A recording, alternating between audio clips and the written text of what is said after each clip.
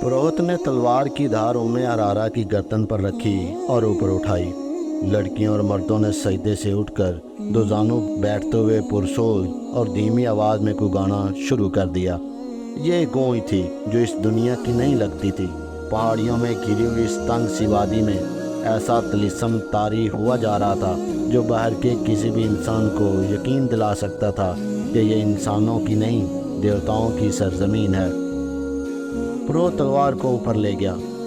अब तो एक दो सांसों की देर थी, तलवार नीचे को आने ही लगी थी कि एक तीर पुरोहित की बगल में धंस गया। इसका तलवार वाला हाथ अभी नीचे नहीं गिरा था कि 3 तीर बैक वक्त इसके पहलू में उतर गए। लड़कियों की चीखें सुनाई दी, मर्द किसी को आवाज़ें देने लगे। तीरों की एक और बाढ़ आई जिसने 2 मर्दों को गिरा दिया। लड़कियां जिधर मुंह आया दौड़ पड़ी। उम्मे अरारा इस शोरगुल और अपने इर्द गिर्द तड़पते हुए और खून में डूबे हुए जिस्मों से बेनियाज सर झुकाए बैठी थी। छापामार बहुत तेज़ दौड़ते आए, चबूतरे पर चढ़े और उम्मे अरारा को एक ने उठा लिया। वो अभी तक नशे की हालत में बातें कर रही थी। एक जांबाज ने अपना कुर्ता उतार के जिसे पहना दिया।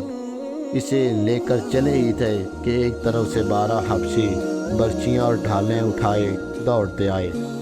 छापामार बिखर गए।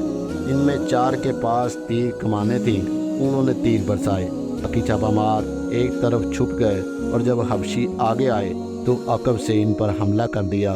एक तीरंदाज ने कमान में फलीते वाला तीर निकाला, फलीते को आग लगाई और कमान में डालकर ऊपर को छोड़ दिया। तीर दूर ऊपर जाकर रुका तो इसका शोला जो रफ्तार की वजह से दब गया था, रफ्तार ख़त्म होते ही भड़का और नीचे आने लगा। मेले की रौनक अभी मान नहीं पड़ी थी। तमाशाइयों में से 500 तमाशाई मेले से अलग होकर इस पहाड़ी खित्ते की तरफ देख रहे थे। इन्हें दूर फजा में एक शोला सा नज़र आया जो भड़क कर नीचे को जाने लगा। वो घोड़ों और ऊँटों पर सवार हुए, इनके कमानदार साथ थे। पहले तो वो आहिस्ता आहिस्ता चले ताकि किसी को शक ना हो। ज़रा दूर जाकर उन्होंने घोड़े दौड़ा दिए।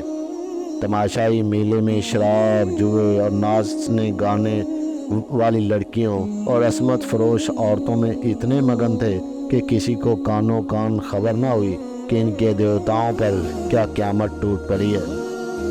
छापामार ने इस खतरे की वजह से आतिशी तीर चला दिया था कि हबशों की तादाद ज़्यादा हो गई, मगर फ़ौज वहाँ पहुँची तो वहाँ 12-13 लाशें हबशों की और 2 लाशें छापामार शहीदों की पड़ी थी।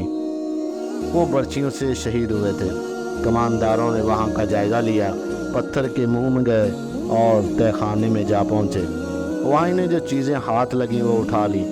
इनमें एक फूल भी था जो कुदरती नहीं बल्कि कपड़े से बनाया गया था। अहकाम के मुताबिक फ़ौज को वही रहना था, लेकिन पहाड़ियों में छुपकर छापामारों ने उम्मे अरारा को घोड़े पर डाला और काहिरा की तरफ रवाना हो गए। सुबह तलू हुई, मेले की रौनक ख़त्म हो गई थी। बेशतर तमाशाई राज शराब पी पी कर अभी तक मदहोश पड़े थे। दुकानदार जाने के लिए माल असबाब बांध रहे थे। लड़कियों के व्यापारी भी जा रहे थे। सरा में रवाना होने वालों की कतारें लगी हुई थी। मेले के करीब जो गांव था वहाँ के लोग बेताबी से इस लड़की के बैलों का इंतज़ार कर रहे थे जिसे रात कुर्बान किया गया था। उस कबीले के लोग जो दूर दराज देहात के रहने वाले थे, पहाड़ी जगह से दूर खड़े देवताओं के मस्किन की तरफ देख रहे थे। उनके बड़े बूढ़े ने इन्हें बता रहे थे कि अभी पुरोहित आएगा, वो देवताओं की खुशनुदी का पैगाम देगा और इनमें बाल तकसीम करेगा, मगर अभी तक कोई नहीं आया था। देवताओं के मस्कन पर सकूत तारी था।